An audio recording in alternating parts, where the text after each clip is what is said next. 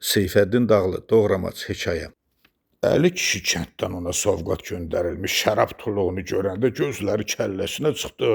Yəqin yenə Ərtun kirvəmi şitliyi tutub, kefinə mənimlə uzaqdan uzağa zarafat eləmək düşüb dedi. Yoxsa belə axmaq iş görməzdi.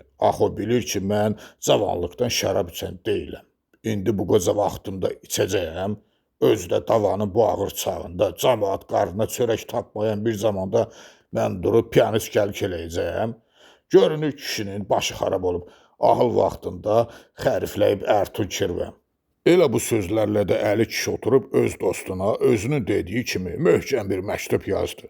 Onu da qeyd elədi ki, ay ki Cerməni, o bir tuluq çaxırdansa bari bir sərin süd göndərəydin. Qarım doğramac eləyib nəvələrimə yedirəydi.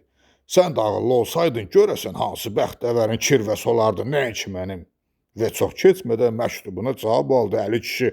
Ərtun kirvə eyni ahənglə ona yazırdı. Ay dəli müsəlman, maşında çalxana Şamaxıdan Bakıya süd gəlib çıxar. Yəni o da ağılına gəlmir ki, həmin çaxır uşaqlar üçün yavanlığa dəyişəsən. Axı başın var ki, ağlında ola, o ki qaldı doğramac məsələsinə, onu elə çaxırdan da qayıra bilərsən. Bizim arvad da tez-tez eləyir. Bax, başın haqqı düz sözümdür. Əli kirvə, evdə yavanlıq olmayanda qarı çörəyi doğrayır, çaxıra verir balalara. Uşaqlar da bu doğramacı yeyən kimi sərxoş olurlar. Başlarını qoyub bütün gün axşamacan yatırlar. Daha gəlib arvaddan yemək itmək istəmirlər.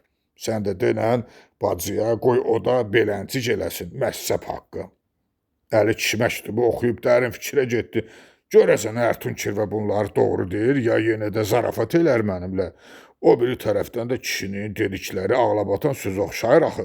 Bəlkə bir sınaqdan keçirin bunu uşaqlarla, hə?